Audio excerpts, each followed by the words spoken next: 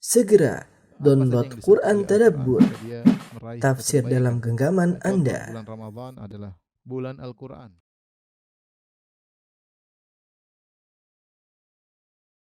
Bismillahirrahmanirrahim. Assalamualaikum warahmatullahi wabarakatuh. Alhamdulillahi ala ihsani wa syukru lahu ala taufiqihi wa amtinani wa asyhadu an la ilaha illallah wahdahu la syarika lahu ta'ziman li sya'nih wa asyhadu anna Muhammadan abduhu wa rasuluhu da'ila ridwani. Allahumma salli alaihi wa ala alihi wa ashabihi wa ikhwani. Ikhwan dan akhwat para jemaah Masjid As-Sunnah Bintaro yang dirahmati Allah Subhanahu wa taala, kita kembali melanjutkan bahasan kita dari pembahasan fikih kitab Al-Fiqh Al-Manhaji ala Mazhab Al-Imam Syafi'i rahimahullahu taala. Fikih tentang mazhab Syafi'i, dan kita sudah selesai dari pembahasan wudu. Kita melanjutkan pembahasan tentang al-mashu alal khuffain. Pembahasan tentang hukum mengusap al-khuff. Al-khuff itu sepatu ya, semacam sepatu yang dipakai di kaki ya. Pembahasan ini pembahasan yang penting karena kita tahu kebutuhan masyarakat di zaman sekarang untuk memakai penutup kaki ya, apakah itu sepatu, apakah itu al-jawrabain, yaitu kaos kaki ya, terutama kondisi-kondisi yang membutuhkan hal seperti itu. Contohnya seperti musim dingin ya. Kita saudara-saudara kita di sana di daerah Eropa atau di Australia ya, kemudian juga di Arab Saudi misalnya yang bukan di Khatulistiwa, mereka ada musim dingin.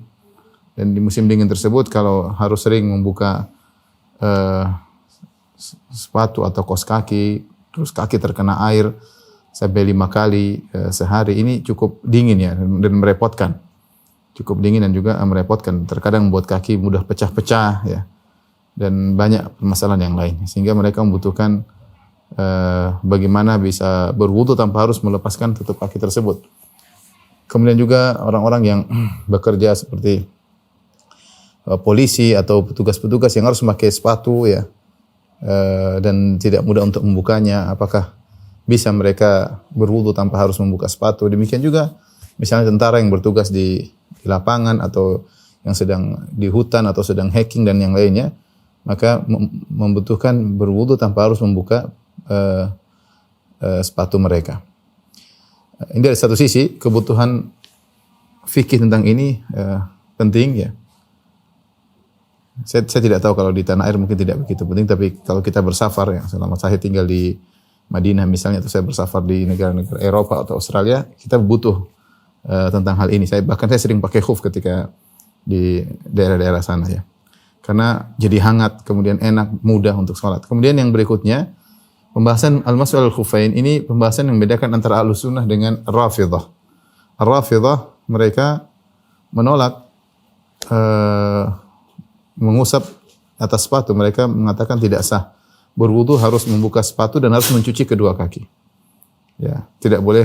Dan ketika mereka membasuh kaki mereka, mereka pun tidak mencuci. Mereka juga mengusap kaki mereka. Tapi mereka tidak menerima mengusap khuf. Mereka ketika buka khuf, mereka tidak mencuci kedua kaki, tapi mereka cuma mengusap kedua kaki. Sebagaimana yang sering saya lihat kalau di Madinah, lihat orang Syiah mereka berwudu, mereka tidak mengusap kedua kaki, mereka cuma mengusap kaki, bukan membasuh, bukan mencuci kaki, tapi mengusap. Adapun mengusap kedua khuf, maka ini diingkari oleh orang Rafidhah. Oleh karenanya permasalahan ini disebutkan oleh sebagian ulama dalam masalah akidah, masalah fikih, tapi yang dimasukkan dalam masalah akidah. Bukan masalah akidah, tapi dari sisi membedakan antara Ahlussunnah dengan Rafidhah. Kenapa? Karena yang meriwayatkan hadis tentang al-mashu al-khuffain sahabat banyak, mungkin 70 orang ya, yang meriwayatkan tentang hadis al-mashu al-khuffain, dan ini hadisnya mutawatir. Kita tahu hadis mutawatir, hadis yang diriwayatkan oleh sahabat 10 orang lebih. Di antara hadis-hadis yang mutawatir yang meriwayatkan sangat banyak, di antaranya hadis-hadis tentang al-mashu al-khuffain. Makanya Ad-Dawudi rahimahullah pernah berkata, mimma tawatara hadithu man kadzab wa man bana lillahi baitan wahtasab wa ru'yatun syafa'atun wal haudu wa massul khuffaini wa hadhihi ba'du. Kata beliau, di antara hadis-hadis yang mutawatir yaitu hadis man kadzaba alayya muta'ammidan, barang siapa yang berusaha atas namaku maka siapkan kaplingnya di neraka. Kemudian hadis barang siapa yang bangun masjid, Allah Subhanahu wa taala akan bangunkan baginya istana di surga. Kemudian hadis tentang ru'yah ya, bahwasanya Allah bisa lihat pada hari kiamat kelak, diriwayatkan sekitar 25 sahabat lebih. Kemudian juga syafaat, apalagi hadisnya juga banyak. Demikian juga tentang haud. Al-haud sampai disebutkan ada sekitar 80 sahabat yang meriwayatkan tentang, atau 50-an lebih ya, tentang telaga Nabi sallallahu alaihi wasallam. Di antaranya mashul khuffain. Al-mashu al-khuffain ini juga hadis mutawatir. Taib, ini kita akan bahas dari sisi fikihnya menurut mazhab Syafi'i. Yang pertama tentang hukum mengusap al-khuffain ya. Al-khuffain ya, atau al-khuffan jamak dari al-khuff, yaitu sepatu atau kulit yang digunakan untuk menutup kaki, yang menutup kedua mata kaki ya. Menutup kedua mata kaki. Dan hukumnya boleh seorang ketika berwudu tanpa harus membuka kakinya ya, dia langsung mengusap kedua khufnya ya. Di antara dalil yang menunjukkan akan hal ini adalah perbuatan Nabi sallallahu alaihi wasallam. Qala Jarir bin Abdullah Al-Bajali, Jarir bin Abdullah Al-Bajali radhiyallahu anhu, beliau berkata, "Ra'aitu Nabi sallallahu alaihi wasallam bala." Aku melihat Nabi sallallahu alaihi wasallam buang air kecil. Tsumma tawadda'a, kemudian Nabi sallallahu alaihi wasallam berwudu, wa masa'a ala khuffaihi, kemudian Nabi mengusap kedua khufnya. Hadis riwayat Bukhari dan Muslim. Hadis ini banyak sahabat yang meriwayatkan tentang khuf, mengusap khuf. Di antaranya Ali bin Abi Thalib. Di antara hal yang menakjubkan, Ali bin Abi Thalib ya termasuk sahabat yang meriwayatkan tentang masalah bolehnya mengusap di atas khuf. Ya. Tapi orang Rafidhah menolak masalah ini. Di antara hadis Ali bin Abi Thalib mengatakan, "Lau kana dinu bi ra'yi lakana asfalul khuf aula bil mas min a'laha." Kalau memang agama itu dengan akal, tentu bagian bawah khuf lebih utama diusap daripada atasnya. Tapi aku melihat Nabi SAW mengusap bagian atas khuf. Tapi yang disampaikan oleh penulis Al-Fiqhul Manhaji adalah hadis Jarir bin Abdullah Al-Bajali. Beliau mengatakan, aku melihat Nabi SAW buang air kecil, kemudian beliau berwudu dan beliau mengusap kedua khuf. Disebut Jarir bin Abdullah, ini penting. Kenapa? Karena Jarir bin Abdullah masuk Islam belakangan, setelah turun surat Al-Ma'idah. Sehingga masalah al-mas'u al-khufain ini bukan perkara yang mansukh. Karena Jarir bin Abdullah masuk Islam belakangan. Karena kalau seandainya ada hukum-hukum yang turun sebelum surat Al-Ma'idah bisa jadi dimansuhkan. Tetapi ketika Jarir bin Abdullah yang meriwayatkan hadis tentang hal ini menunjukkan bahwasanya hukum ini tidak mansuh, berlaku sampai wafatnya Nabi sallallahu alaihi wasallam, di antaranya tentang mengusap kedua sepatu. Hukumnya adalah boleh ya. Hukumnya adalah boleh. Namun menurut mazhab Syafi'i lebih utama adalah dengan membasuh kaki.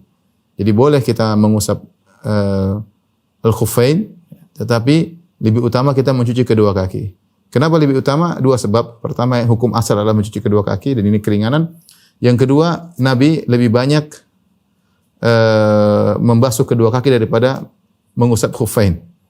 Lebih banyak membasuh kedua kakinya daripada mengusap khuffain, sehingga mazhab Syafi'i mengatakan al-mas'u al-khuffain boleh, tetapi lebih afdal adalah mencuci kedua kaki. Tapi adapun syarat-syarat untuk dibolehkan al-mas'u al-khuffain kita tuliskan di sini ya. Ada beberapa poin. Pertama adalah syarat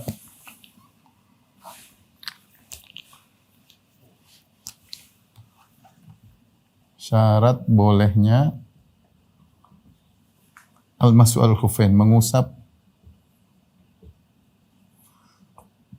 khuf. Beliau atau penulis menyebutkan 5 syarat. Yang pertama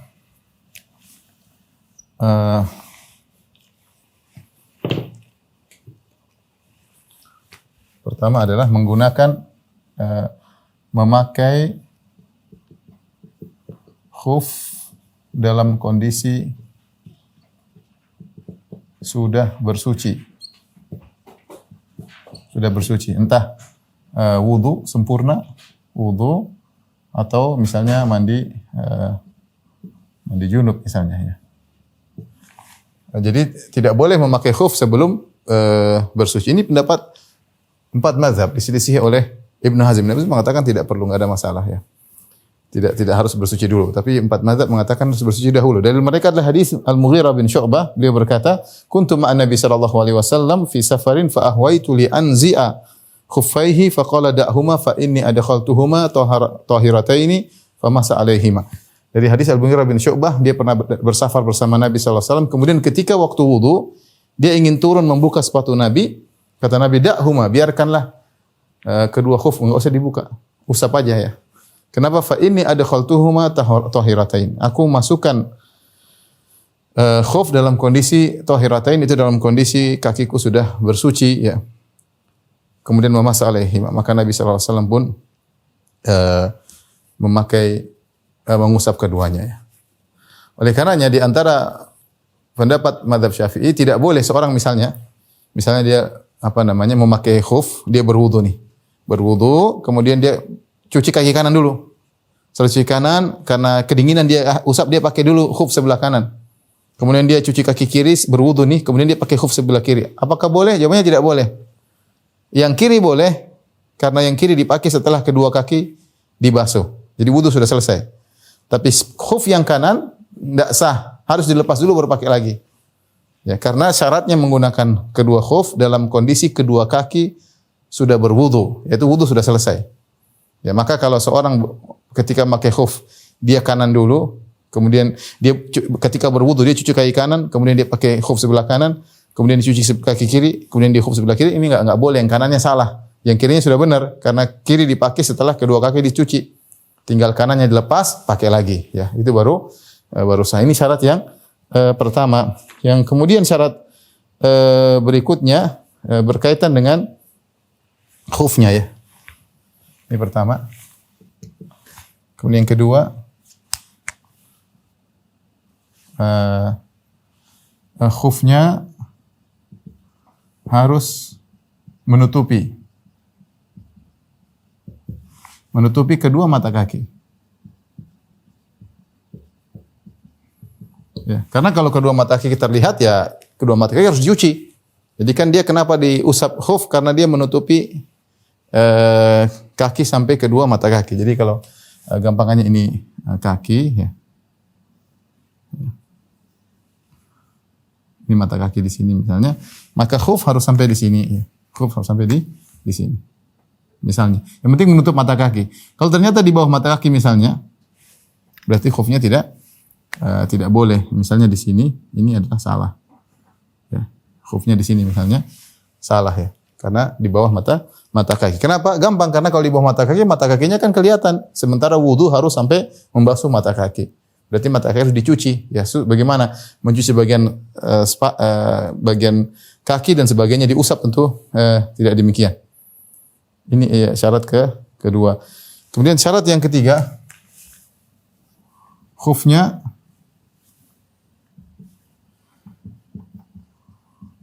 harus mampu menahan masuknya air. Ya. Kecuali kata mereka, jika air masuk dari sela-sela jahitan. Ini dimaafkan. Jahitan. Jadi intinya khufnya harus kokoh, kuat, ya tidak boleh kemasukan air. Karena kalau kemasukan air berarti kakinya yang dibasuh, bukan khufnya.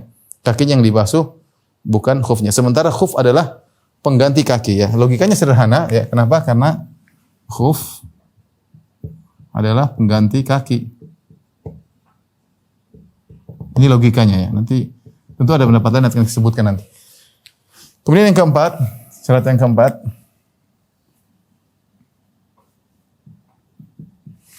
adalah khufnya harus kuat, mampu digunakan untuk berjalan untuk keperluannya. Khuf harus kuat, mampu untuk digunakan berjalan dalam keperluannya. Ya. Untuk mukim bisa digunakan kuat digunakan selama sehari.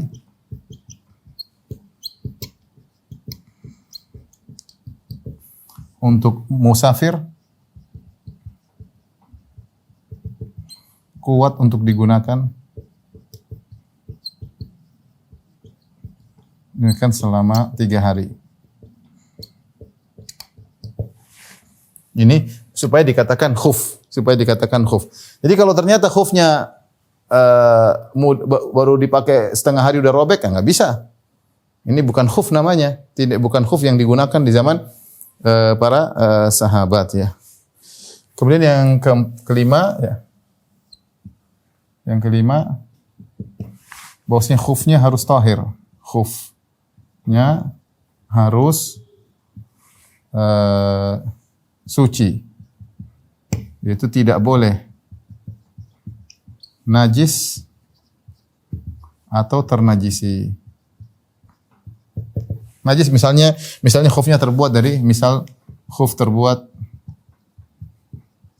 dari kulit babi misalnya. Babi atau anjing.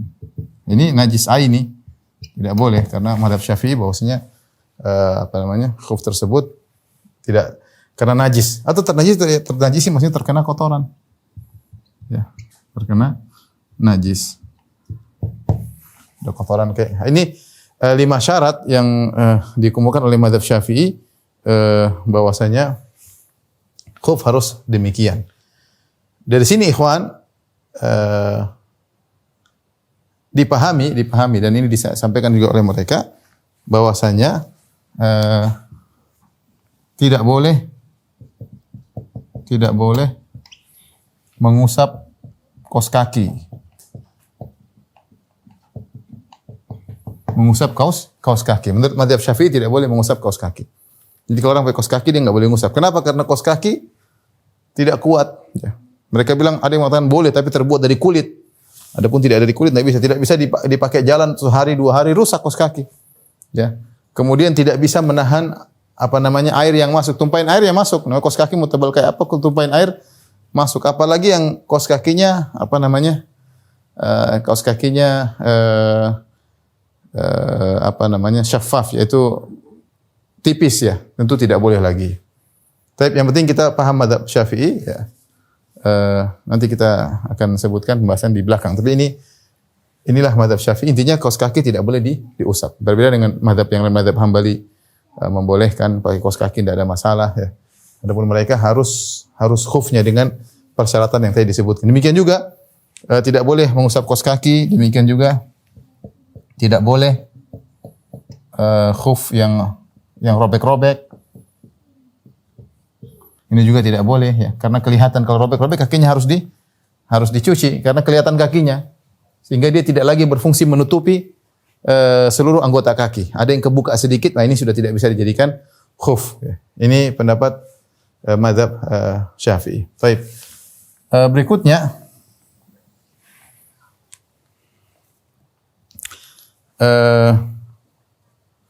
adalah tentang waktu mengusap.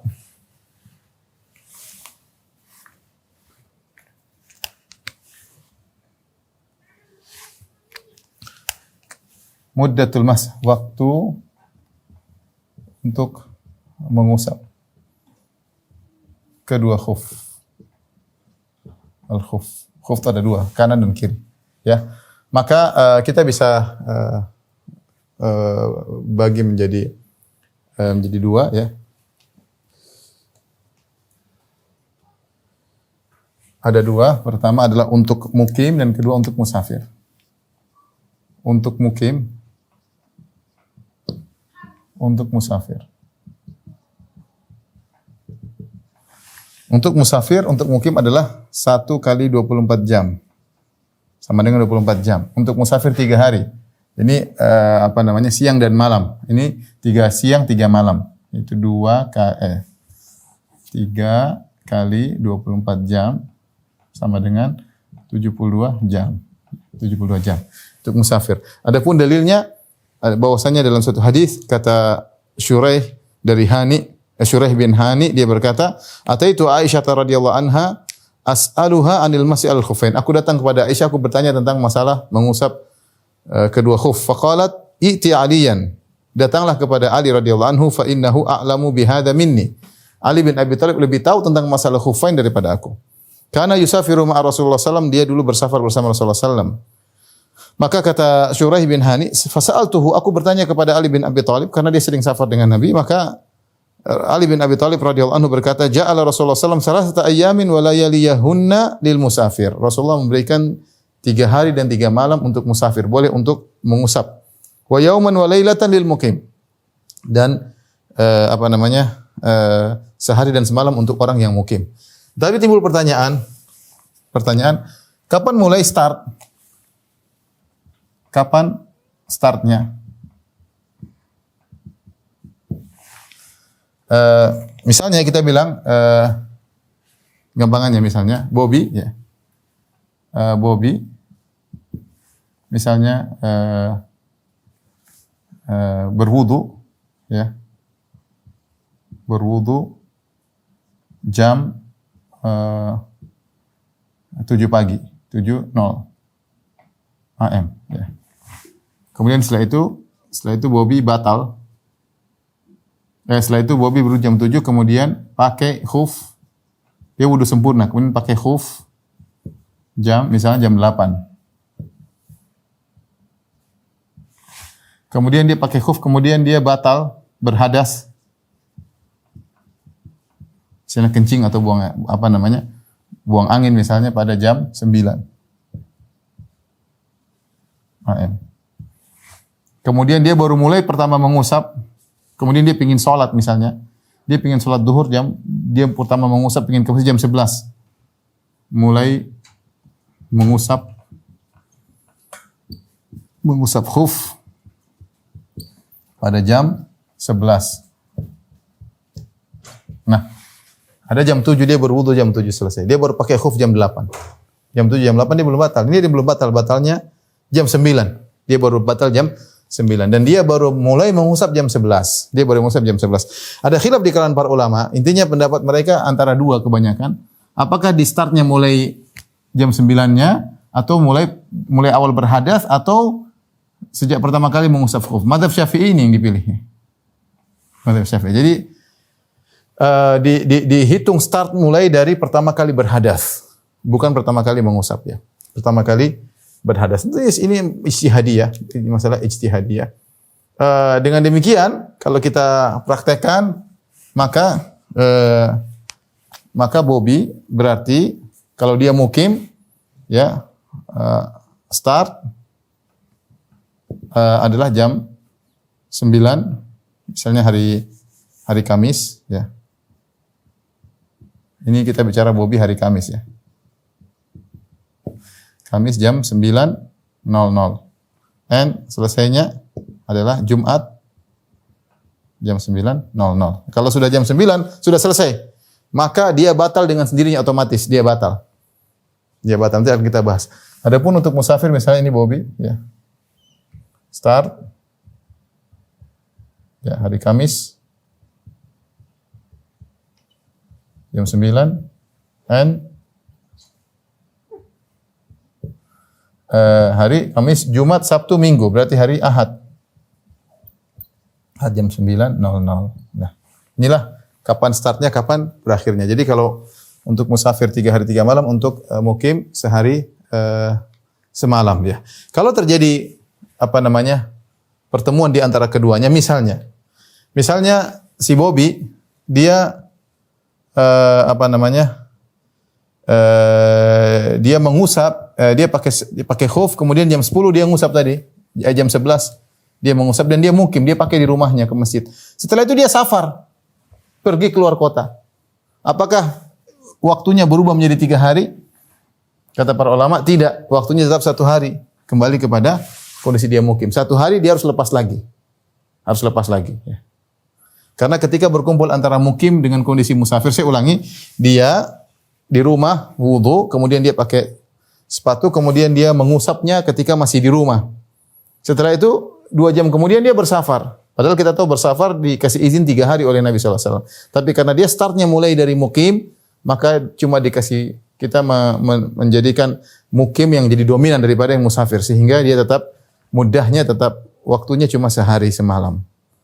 Sebaliknya kalau dia tadinya bersafar, dia lagi di luar kota, dia kemudian mengusap khuffain, sepatunya ketika dia di luar kota, ketika dia pulang ke rumahnya maka dianggap mukim, dianggap 1 hari 1 malam. Jadi ketika berkumpul safar dan iqamah, maka didahulukan janibul iqamah, janib mukim yang didominankan ya. Ini waktu untuk mengusap khuf ya.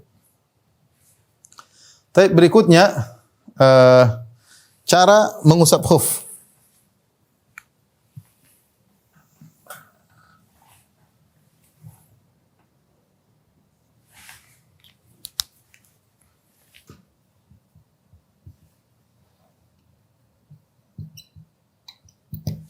Madzhab Syafi'iyah membagi cara mengusap khuf dengan dua cara.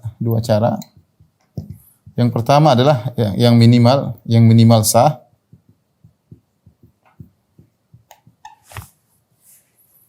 Kemudian yang kedua yang optimal ya. Yang sunnah. Optimal. Adapun yang minimal sah, yang penting adalah mengusap bagian atas khuf di areal kaki. Yang penting adalah mengusap sebagian khuf bagian atas di areal kaki, kaki ya, hingga mata kaki. Ini contoh misalnya ini tadi kaki, ini ada mata kaki di sini, khufnya sampai sini misalnya, panjang ya. Yang dia boleh usap adalah bagian atas ini semua. Dia boleh usap di sini sebagian meskipun cuma 2 jari. Di sini sah ya. Ini yang biru semua sah. Ini semua sah. Sampai sini. Sah. Tapi kalau dia usap misalnya di atas ini, di atas mata kaki, maka ini salah. Atau dia usap bagian bawah misalnya, bagian bawah ini juga salah. Yang benar yang daerah ini. Sedikit tidak ada masalah. Itu sudah sah. Jadi pokoknya dia usap sedikit di bagian atas ya, bukan dibasuh ya, cuma yang penting tangan basah. Kemudian diusap maka sudah sah. Yang penting itu sudah sah. Ini minimal sah menurut mazhab Syafi'i. Adapun kalau yang optimal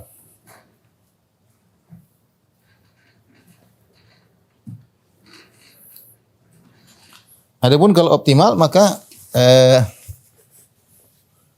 menurut mereka di situ juga dalam buku dalam buku Fiqhul Manhaji, maka diusap atas dan bawahnya. Jadi caranya ini kaki misalnya saya mengusap ini, taruhlah ada sepatu di sini. Caranya bagaimana? Saya membuka jari-jari saya dari yang kanan di ujung kaki kanan begini. Kemudian sebelah kiri saya taruh kaki saya di tumit. Kemudian saya jalankan sekali seperti ini. Jadi lengkap atas bawah, menurut mereka atas bawah. Ya, menurut mereka atas bawah ini yang sunnah, artinya ini mengusap yang sempurna, baik kaki kiri maupun kaki kanan. Sekali seperti ini. Nah, itu. Akan tapi Syekh Muhammad Az-Zuhaili menyebutkan hadis bahwasanya Nabi SAW, hadis Mughirah kalau tidak salah, aku melihat Nabi SAW mengusap bagian bawah dan atas, hadisnya dhaif. Oleh karenanya sebagaimana perkataan Ali bin Abi Thalib radhiyallahu anhu dalam hadis yang sahih, "Lau kana ad-dinu bir-ra'yi lakana asfalal khuf aula bil mahsi min a'laha." Kalau memang agama itu mengikuti akal, maka yang bawah lebih utama diusap karena bawah yang kotor dibersihkan. Tetapi aku melihat Nabi mengusap di atas. Jadi yang benar diusap cuma di atas doang. Yang di atas doang ya. Ini tapi mazhab Syafi'i demikian. Ya, mazhab Syafi'i demikian. Intinya kalau mengusap sedikit aja sudah sah, meskipun sedikit sudah sah. Sebelah kiri sudah sah, mau atas bawah atas sudah sah. Adapun mazhab yang lain berusaha untuk semakin kena semuanya semakin baik, tapi tidak mengusap di bawah. Tapi mazhab Syafi'i tadi kita sebutkan bahwasanya dianjurkan mengusap atas bawah, namun hadisnya dhaif. Tolong dihapus.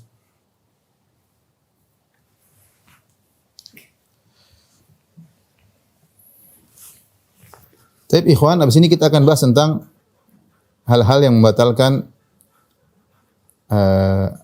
al-mas'u al-khufain. Saya bacakan saja.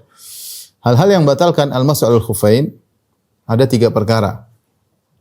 Lihat dalam Fiqhul Manhaji jilid 1 halaman 67. Yang pertama, jika melepaskan kedua khuf atau salah satunya. Logikanya ketika khuf berada dalam kaki, berarti wudunya adalah pada khufnya. Ketika khufnya dilepas, berarti wudunya terpisah dari tubuh orang tersebut. Logikanya sederhana. Ini kaki, harusnya kan dicuci kaki. Kemudian kita tutup dengan khuf. Kemudian kita basuh khufnya. Khufnya kita lepas, berarti wudunya batal. Wudunya batal. Wudunya batal. Terus bagaimana kalau batal dia tinggal cuci kaki aja? Wudu kita nggak batal total, cuma bagian kakinya saja. Menurut Mas Syafi'i udah antum kalau begitu cuci kakinya aja, cuci dua. Maka tidak batal. Jadi solusinya ada ya. Saya ulangi. Bukan batal wudu ya. Jadi batalnya mengusap kedua kaki.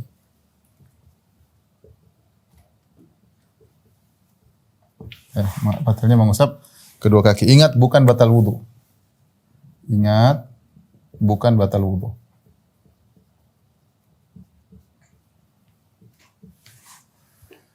Dengan salah satu dari 3 hal. Dari 3 sebab. Yang pertama adalah melepas kedua khuf atau salah satunya. Maka dengan demikian al-masuhnya batal. Al-masuhnya al-khufain batal, seakan-akan tadi dilepas ya. Solusinya bagaimana? Ya, solusinya adalah tinggal membasuh kedua kaki. Karena wudunya belum batal. Apalagi sudah pernah kita jelaskan pada pertemuan sebelumnya bahwasanya al-muwalat itu tidak wajib dalam wudu. Menurut mazhab Syafi'i.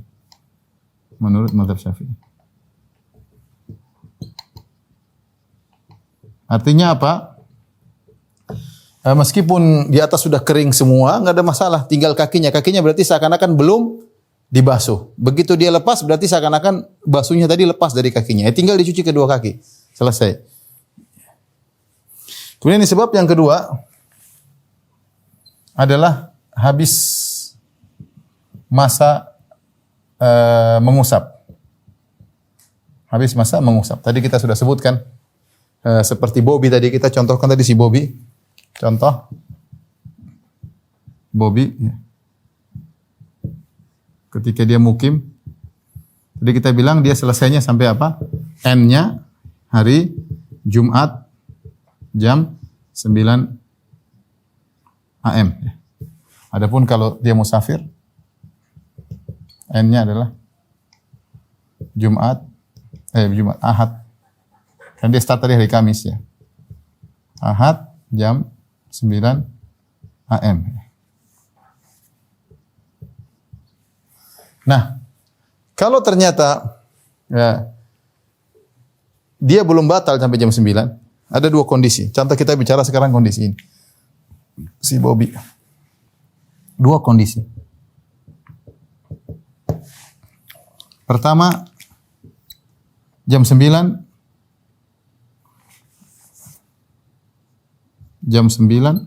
dia batal wudunya. Terus gimana caranya? Kalau mau wudu lagi, ya berarti tinggal buka khuf, kemudian wudu dari awal.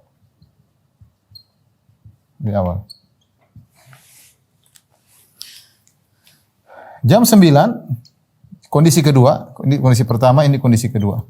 Jam 9, wudunya tidak batal, wudunya belum batal. Tapi masa sudah selesai. Karena sudah sampai jam 9. Bagaimana solusinya? Tinggal buka khuf, lalu cuci atau basuh kedua kaki.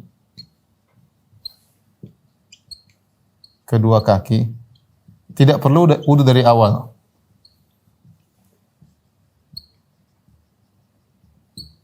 Tidak perlu wudu dari awal. Kenapa tidak perlu dari awal? Karena kita bilang yang batal adalah mas'al khufainnya, bukan wudunya. Bukan wudunya ya. Kemudian dia tinggal pakai, kemudian ulangi lagi. Adapun yang ketiga, ya. Sebab yang ketiga adalah jika dia junub, ya. Yaitu junub. Kalau junub tentunya wudunya batal. Berarti wudunya batal tentu dan harus buka kedua kaki untuk mandi junub. Jadi ini kesimpulannya bahwasanya masalah khuf tidak berlaku untuk hadas besar. Mengusap khuf tidak berlaku untuk hadas besar. Berdasarkan hadis Sofwan bin Asal radhiyallahu taala anhu, dia berkata, "Kana Rasulullah SAW ya'muruna idza kunna musafirin an namsaha ala khifafina." Rasulullah SAW menyuruh kami kalau kami sedang safar untuk mengusap khuf kami. Wala nanzi'aha salasata ayyam, dan kami tidak mencopotnya sampai 3 hari. Min ghaitin wa baulin wa naumin. Kalau hanya karena sebab buang air besar, maka tidak perlu dicopot selama 3 hari. Dan kalau karena buang air kecil juga tidak perlu dicopot kedua khuf dalam selama 3 hari selama safar. Dan juga karena tidur pun tidak perlu dilepas. Illa min janabah, kecuali kalau junub maka harus lepas karena harus mandi junub. Mandi junub tidak bisa pakai khuf. Inilah 3 3 hal yang membatalkan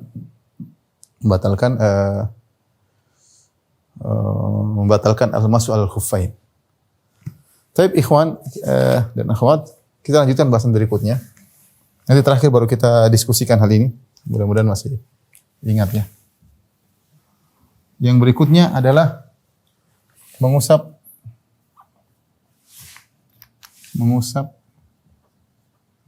perban.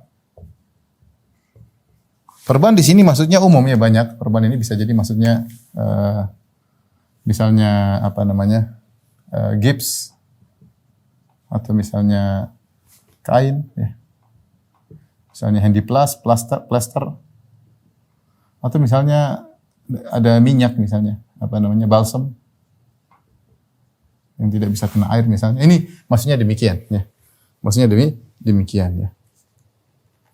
Maka ada aturannya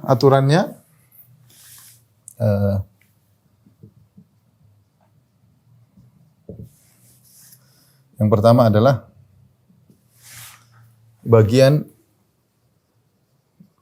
yang tidak ditutup perban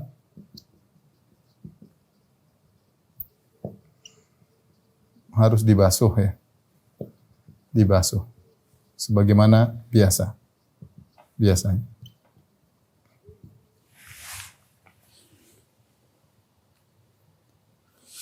Kemudian yang kedua, yang diusap hanyalah bagian perbannya saja. Perbannya saja. Kemudian yang ketiga, tayamum untuk mengganti bagian yang diperban. Karena tidak kena air. Karena tidak kena air ya. Ini aturannya. Tapi perhatikan di sini. Syaratnya pertama, perbannya tersebut ya perbannya harus sesuai kadar daruratnya saja, sesuai kadar daruratnya. Misalnya lukanya 5 cm, ya perbannya kira-kira 5-6 cm lah, yang penting cukup untuk menahan kanan kiri sedikit, tetapi tidak boleh bikin perbannya 10 cm. Enggak boleh ya. Enggak boleh perbannya lebih dari 10 cm ya. Kemudian aturan juga diantaranya perbannya harus dipakai ya dalam kondisi ya ini yang keempat mungkin ada tambahan juga. Perbannya dipakai dalam kondisi dia sudah berwudu. Kenapa dikiaskan dengan khuf? Dikiaskan dengan khuf. Khuf dipakai harus dalam kondisi berwudu.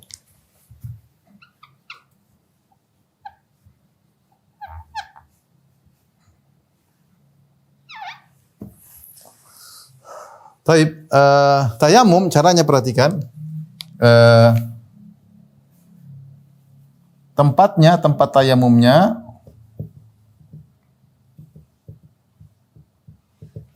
sesuai anggota tubuh yang diperban.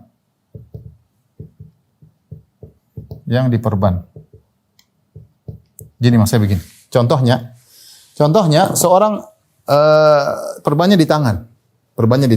Nah, kalau seorang perbannya di tangan, kita tahu wudu kan harus tertib, harus urutan. Urutan wudu apa? Pertama wajah, tangan, kepala, kaki. Ya. Wajah pertama basuh, kemudian basuh tangan, kepala, kaki. Berarti kalau perbannya di tangan, berarti yang mau ditayamumkan adalah ini. Karena ini tidak kena air. Bagian yang tidak kena air ini harus ditayamumkan. Terus bagaimana cara berwudu? Cara berwudu kita berwudu biasa. Setelah wajah, kemudian tangan. Kita tangan bagian yang tidak kena perban kita basahi kanan kiri. Setelah itu kita tayamum dulu. Baru kita lanjut ngusap kepala. Jadi tangan harus sempurna dulu baru kita pindah ke kepala. Nah, untuk menyempurnakan tangan, kita basahin yang tidak diperban, yang perbannya kita tayamumin. Kita usap gini tapi kita tayamumin.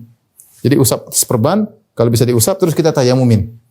Sehingga dengan demikian tangan kita sudah sempurna baru pindah ke tangan baru di kepala baru di kaki. Paham? Seandainya misalnya lukanya di wajah misalnya, di sini perbannya di sini, ya berarti wajah dulu tayamum dulu. Habis wajah tayamum dulu. Baru tayamum baru kemudian baru tangan baru kaki. Kalau misalnya di kaki, lukanya di kaki, di perban di kaki, ya berarti kita wudu biasa wajah, kemudian tangan, kepala, baru kaki, baru tayamum. Lain halnya kalau kita ternyata menggunakan perban untuk hadas besar, untuk mandi junub. Kalau hadas besar tidak perlu tertib. Mau tangan dulu, kaki dulu, kepala dulu enggak ada masalah. Maka boleh tayamum di awal, boleh tayamum di akhir, enggak ada masalah. Tapi kalau wudu harus diperhatikan kapan tayamumnya. Dari sini mereka mengatakan ya. Kalau ternyata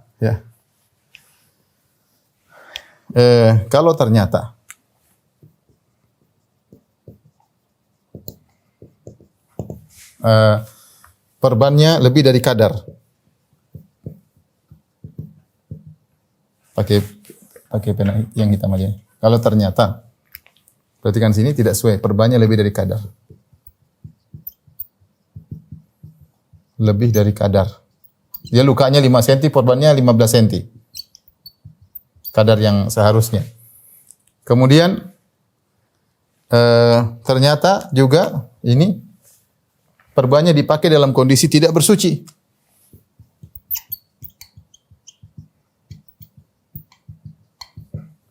Dalam kondisi tidak bersuci.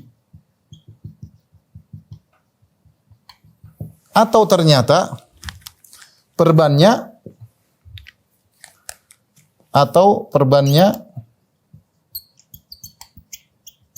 pada anggota tayamum. Dalam hal ini adalah wajah dan tangan. Jadi dia punya misalnya lukanya di sini perban sini. Repot kan? Dia mau tayamum juga enggak lengkap karena tayamum wajah semua harus kena debu. Kalau dia luka di sini, maka dia mau wudu enggak bisa karena harus ada satu yang tertutup, dia harus usap. Dia mau gantikan dengan tayamum juga enggak sempurna karena tayamum juga enggak sempurna karena ada juga bagian yang tertutup. Sama dengan kalau di tangan. Di tangan misalnya di sini lukanya, tayamum kan sampai sini. Ternyata perbannya di sini. Perban ini kalau dia sudah cuci tangannya kan harus diganti dengan tayamum. Tapi dia mau ganti tayamum juga nggak bisa. Kenapa? Karena anggota tayamum juga tertutup. Terus bagaimana? Untuk dalam 3 kondisi ini, menurut mazhab Syafi'i, ini sholatnya harus diqadha kalau sudah sembuh.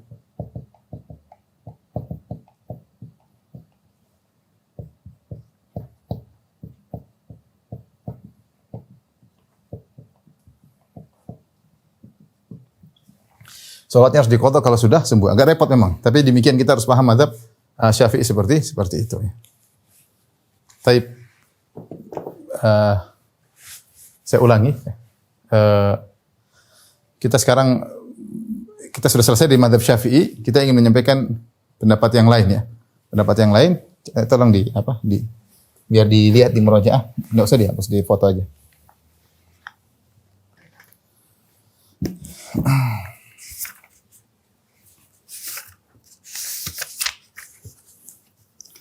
Ini tadi pendapat mazhab Syafi'i, tentunya mereka punya ulama dengan mereka berdalil istinbat dengan pemahaman terhadap dalil, tapi memang kalau kita praktekkan mazhab Syafi'i terutama dalam masalah kaos kaki tidak bisa, kemudian masalah perban yang begitu berat, seandainya ada orang kemudian kemudian dia waktu pakai perban dia lupa berwudu dulu, terus ternyata dia perbannya baru pakai gips selama 2 bulan, nah repot, dia harus mengqadha salat selama 2 bulan. Tentu itu perkara yang berat. Maka kita sampaikan pendapat lain di kalangan para ulama yang lebih ringan, lebih mudah bagi masyarakat ya. Di antaranya masalah syarat al-khuffain. Kita sebut tadi mazhab Syafi'i mengatakan syarat khuffain pertama harus nutupi semua, kemudian tidak boleh tembus pandang misalnya, kemudian harus mampu dipakai untuk kegiatan biasa sehingga kaos kaki tidak diperbolehkan. Ini menyelisih sebagian mazhab seperti mazhab Hambali. Ada hadis bahwasanya Rasulullah SAW masaha alal jawrabain wan na'lain. Hadis ini diperselisihkan akan kesahihannya. Ya, tetapi kalaupun dia dhaif kata Ibnu Taimiyah rahimahullahu taala, demikian juga para ulama Hanabilah, meskipun dia dhaif maka telah sabit dari para sahabat. Saya sebutkan ada 9 sahabat mereka mengusap ketika mereka berwudu, mereka mengusap kaos kaki, bukan hanya khuf, kaos kaki. Ya. Adapun syarat bahwasanya khuf tersebut tidak ada boleh robek-robeknya misalnya, ya itu semua tidak ada dalilnya, itu cuma sekedar logika dalam memahami dalil karena ini adalah pengganti kaki. Namun logika ulama yang lain bahwasanya ini bukan masalah menutup kaki, tapi masalah keringanan. Masalah rukhsah. Ya, karena rukhsah berat untuk melepas kaos kaki, berat untuk melepas sepatu. Jadi bukan masalah kaki tertutup atau tidak tertutup. Kalau ada robeknya berarti tidak sah. Kalau bisa kemasukan air tidak sah. Enggak. Ini cara pandang ulama lain, terutama ulama Hanabilah, bahwa ini masalahnya masalah keringanan. Orang kalau pakai kaos kaki, pakai sepatu, suruh buka tutup repot. Itu bisa mempengaruhi kaki mereka terutama di musim dingin. Sehingga syarat bahwasanya harus dari kulit misalnya, harus dipakai untuk berjalan berhari-hari kuat, tidak rusak, tidak boleh tembus air dan macam-macam, tidak boleh tipis, harus tebal. Ini dikritiki oleh sebagian ulama ya. Termasuk ulama kontemporer sekarang, terutama sebagian ulama Al-Azhar saya tadi baca, dan mereka mengkritiki tentang hal ini karena dalilnya tidak tegas dalam hal ini. Terutama kalau kita bicara misalnya kaos kaki. Kaos kaki bisa jadi tipis, bisa jadi tembus pandang, tetapi terbuat dari bahan yang hangat. Ya, saya pernah dulu beli jaket terbuat dari jaketnya tipis. Saya pakai ternyata saya beli $200 waktu itu. Ternyata tipis tapi ternyata hangat. Beda dengan saya beli ada jaket tebal, saya tidak hangat. Ternyata bahan itu mempengaruhi meskipun dia tipis tapi bisa jadi membuat hangat. Demikian juga kaos kaki. Kaos kaki bisa terbuat dari suatu bahan yang tipis tapi dia hangat ya. Dia hangat, dia tidak tebal ya. Jadi yang penting itu kaos kaki, yang penting itu namanya khuf, maka boleh dipakai dan boleh diusap. Ini antara maksudnya saya sampaikan pendapat lain ya tentang masalah ini ya. Kemudian juga masalah batalnya orang kalau melepas sepatu. Ya. Ini juga diselisih oleh sebagian ulama ya bahwasanya tidak ada dalil orang kalau sudah mengusap sudah sah wudunya. Dia mau lepas ya enggak ada masalah, tidak berarti wudunya otomatis batal. Dan ini diriwayatkan oleh sebagian sahabat. Nah, makanya kenapa saya sampai ini karena ada sebagian salaf yang menyelisihi. Ya. Artinya sebagian salaf berpendapat tidak ada dalilnya bahwasanya kalau dilepas berarti wudunya lepas ya. Enggak. Pokoknya sudah sah maka ya sudah. Kalau sudah sah maka boleh tidak batal meskipun dibuka terlepas maka tidak batal. Ini kembali lagi ini masalah khilafiyah.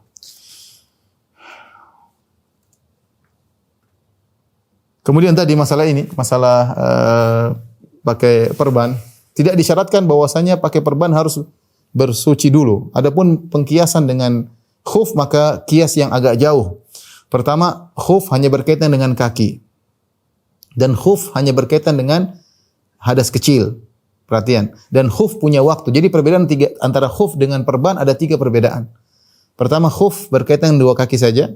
Yang kedua, khuffain hanya berkaitan dengan hadas kecil.